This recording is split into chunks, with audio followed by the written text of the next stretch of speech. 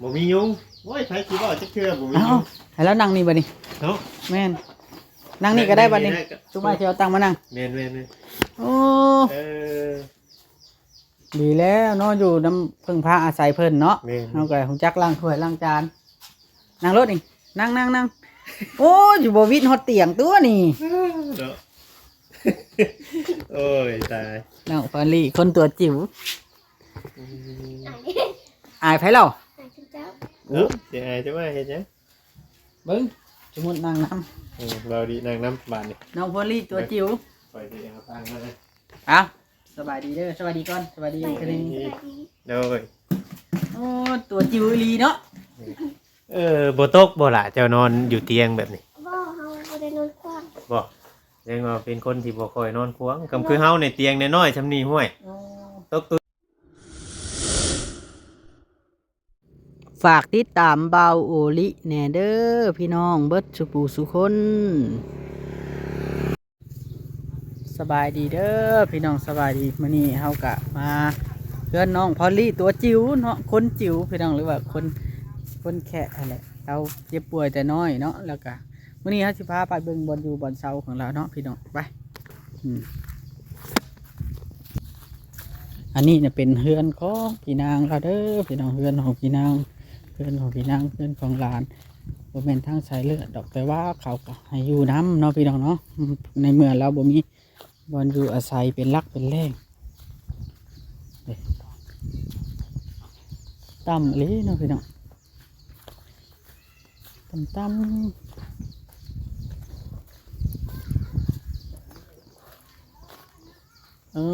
จะนอนอยู่นี่บ่ นี่ จะนอนอยู่นี่ได้บ่บ่จะนอนเด้ เอาเจะนอนอยู่นอกบ่ แม่ เอาบ่หนาวนะ บ่ ทรงเครื่องเจ้าบ่นี่น่ะ แม่ เครื่องเก็บลงทงนี้ ผมมีฮาตากะ มีหยังเด้ออันนี้เนาะเฮ้ยหวังเจ้ากลางมุ้งกลางหยังได้สละ บ่ได้กางมุ้งเด้ เอ้าน อนแบบนี้เลย ยุงก็ครบหัวแล้ว ยุงบ่ครบบ่ บ่มีมุ้ง บ่มียุงโอ้ยไผสิบ่จักเทื่อบ่มี เอ้า ยุง ให้แล้วนั่งนี่บัดนี้ เนาะ แม่นนั่งนี่ก็ได้บัดนี้ตุ้มมาสิเอาตังค์มานั่ง แม่น โอ้ เออ ดีแล้วเนาะอยู่น้ำพึ่งพาอาศัยเพิ่นเนาะ แม่น เฮาก็ฮู้จักล้างถ้วยล้างจานนั่งรถนี่นั่งโอ้อยู่บ่วิดฮอดเตียงตัวนี่ เนาะ โอ้ยตาย น้องฟาลี่คนตัวจิ๋ว อืม อายไผเล่า เจ้า เนาะสิอายจะว่าเฮ็ดหยัง เบิ่งสมมุตินั่งนํ เราดีนั่งน้ำบานนี่ น้องฟาลี่ตัวจิ๋ว ปล่อยสิเอาตังค์มาเลย อ้าวสบายดีเด้อสวัสดีก่อนสวัสดีอีกทีหนึง โดย โอ้ตัวจิ๋วอีหลีเนาะ บ่ตกบ่ล่ะเจ้านอนอยู่เตียงแบบนี้ บ่เฮาบ่ได้นอนคว่ำ บ่ยังว่าเป็นคนที่บ่ค่อยนอนควงก็คือเฮาในเตียงน้อยๆซำนี้ห้วย โอ้ ตกตุยได้ตอนคืนนี่ นอนกับหมากับแมวนี่ อ้าวมาช่างว่า มันขึ้นมานอนน้ำกลางคืนกัน มานะ ทางในน่ะอันหลานนอนบ่ แม่ หลานย่างบ่ในก็น้อยๆนึงขนาดบ่ได้ใหญ่เด้บ่เวียง แม่น ห้องเดียวนึง เพิ่นเกาะไปเนาะ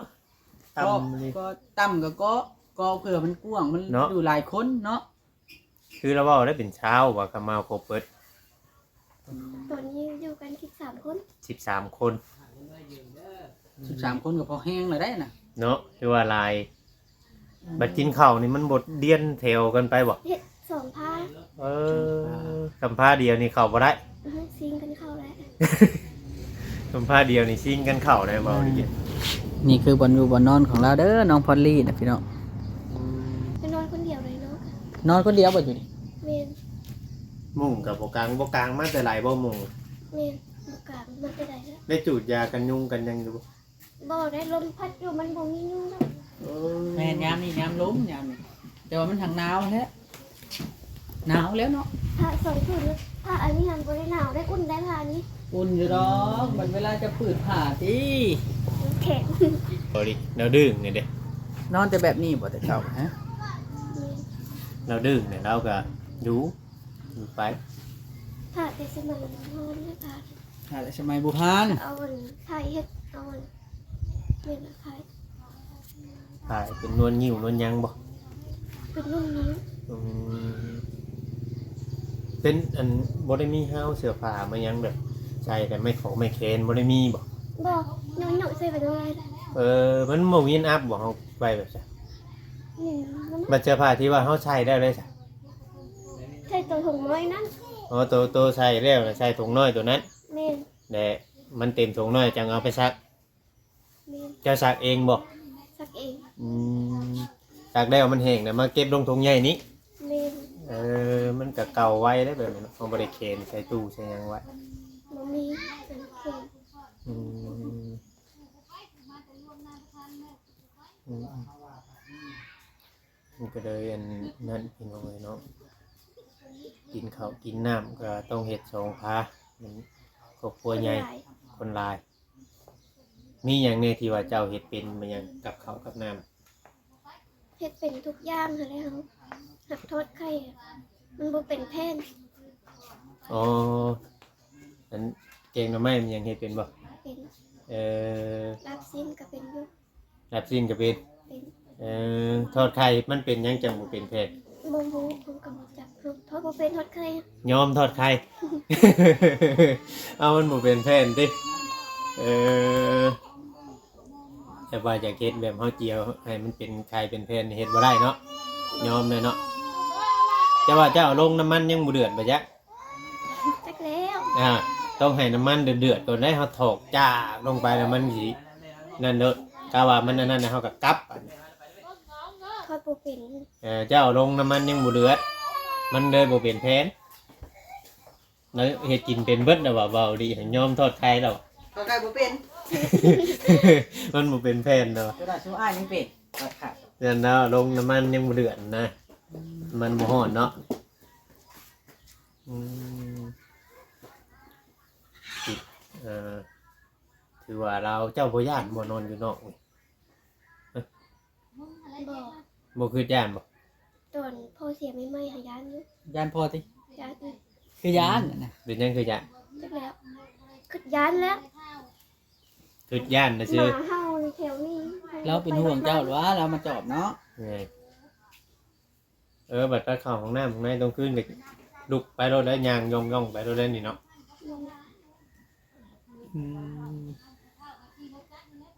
ห้องไก่ห้องน้ำกับไก่เพื่อไปห้องกันหนาวก็ นอนอยู่นอกเลยพี่น้องเลยเนาะแบบบ่ได้มีห้องมีหยังคือย่านนี่แหละเนาะทั้งคือยานแน่แล้ว ทาง ก็ บ้านก็บอกไงมันใกล้ทางเลยนะก็มันไปขี่รถผ่านไปผ่านมาก็เดียวเห็นนอนโคตรงอดอยู่เนาะ จำแมว เพราะว่าทางคนเฮากับโบฮู้เด้เพราะว่าจะไปเป็นไผได้ผ่านทางนี่มันเป็นทางลัดไปทางพุ่นเนาะ พอทางลัดไปทางเลข13เด้ น่าเป็นห่วงอยู่พี่น้องตาเขานอนที่เจ้าก็บ่ไปนอนอยู่ข้างนะไปนอนอยู่ข้าง ครั้งนี้ เบื้องบ่ให้คนอยู่ทางเดียวเขามาเฮ็ด ลม มันดมเฮงโอ้ได้ง่ายจักเทื่อแล้วบ่นอน หลายเทื่อแล้ว ตะกี้นอนอยู่ไสตะกี้ ตะกี้นอนอยู่พุ่นเพื่อนหลังนั้น แล้วย้ายมาตะกี้แล้วย้ายมานอนนี่แล้วก็ไปนอนหั่นไปนอนหั่นแล้วก็ย้ายมานอนนี่คือเก่า โอ้ หลายนอนหั่นกลับไปนอนในเตียงน้อยนั่นกันบนเขานั่ง เดี๋ยวแต่สินอนนะเนาะ นอนไปทั่วน อนไปทั่วเลยอยู่ป่ากันนอน เด้อ อยู่ป่าอยู่ดงกับไปนอนอยู่ อยู่ป่าอยู่ดงก็ไปนอนกับไผอยู่ป่าอยู่ดง กับพ่อเฮาเขาได้ ตะกี้เห็นบ่ เมน แต่ไปอยู่อันสวนยางตะกี้เห็นบ่ เมน โอ้ อยู่กับพ่อสองคนอยู่ดง แต่เรายังบ่เสียตะกี้ไปใส่เราก็ไปน้ำเนาะ เมนตอนนั้นตอนเราโซ่เฮาแล้วเฮาเราไปอยู่กับเราไปนึ่งข้าวนึ่งน้ำให้เรากิน โอ้ตอนที่พ่อโซนบ่ เมน โอ้ เราไปนอนน้ำเรา4 คืนแล้วเพิ่นก็พามาแล้วก็บื้อหึงแล้วก็เสีย เราฮู้ว่าเจ้าของโซอยู่เราก็ยังไปอยู่ดง เราบ่อยากอยู่บ้านนั้นหลายคนแล้วอะ อืม มาบ้านแล้วก็ไปนอนอยู่กล่องเพื่อนเราบ่อยากนอนที่นี่กัน โอ้ หลายคนลูกหลานหลายคน เงินคัน บ่ได้แม่นเฮือนเราบ่นิน บ่ อ๋อ เราก็บ่มีเงินกันเลย เราก็บ่มีเฮือนพอจ้ะแต่พอเราจะบ่อยากอยู่ได้น่ะเนาะอยู่ชายกับมัน ดงกูได้แล้วกัน มันบ่แม่นเฮือนตัวเองเนี่ยเราเริ่มบ่อยากอยู่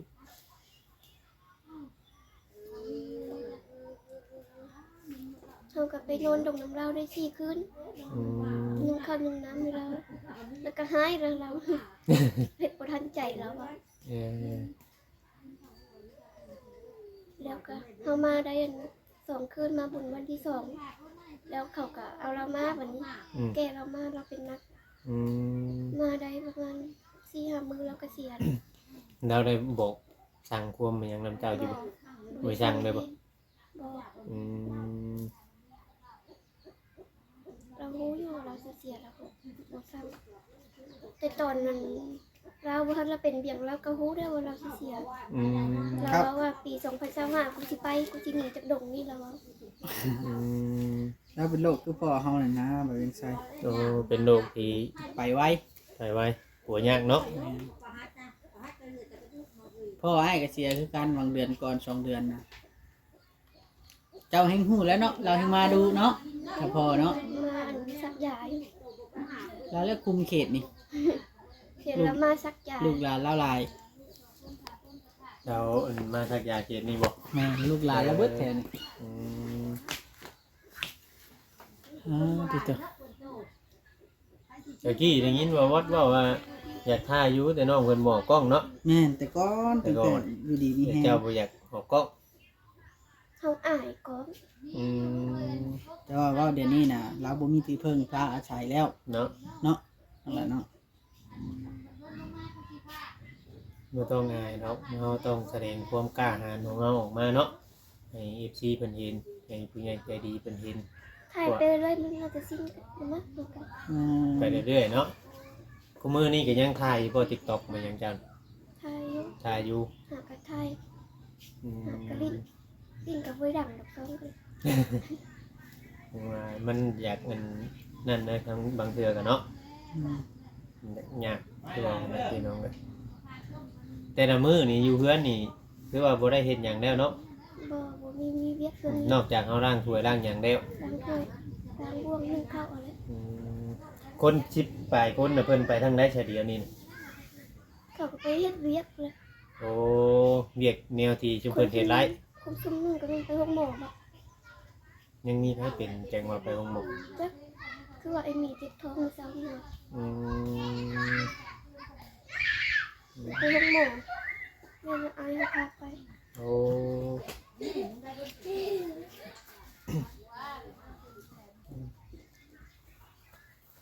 พาไปห้องหมอ โอ้เขาบ่สบายบ่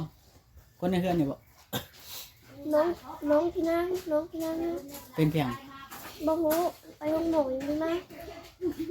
เจ็บท้องบ่ แม่น่ะไม่เห็นน้องท้องอดๆอยู่เหมือนกัน ใจติ่งบ่จักแล้วน้องเบาเด็กชาย แม่ กระเพาะหรือมั้ย ก็เพราะก็ใส่ติ่งนั่นแหละวันเช้าเราเห็นเครื่องเห็นของเราแบบยังนั่นๆเนี่ยนะ สำคนอพยพเนาะ เนี่ยใส่ถุงไว้แบบนี้ให้กูสิเตรียมเครื่องเตรียมของไปหันไปหนีใช่เราเห็นเนี่ยเนาะเราเห็นว่าคิดว่าเราสินั่นเลยบริคือว่าอยู่เพื่อนนะคล้ายๆว่าบริอยู่เพื่อน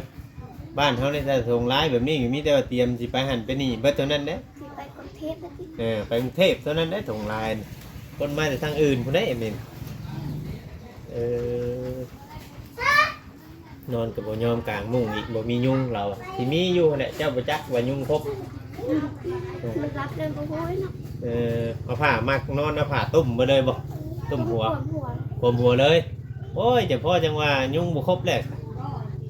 มันบ่มีหยังห้องใส่หูแหละ บ่ฮู้ เออ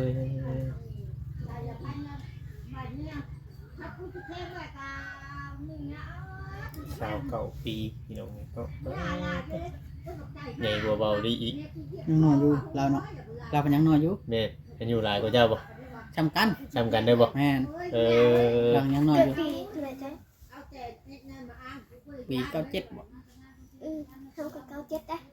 สำคัญแต่ว่าก็เราเป็นยังน้อยกว่าเฮาเนาะครับจะเป็นน้องคอย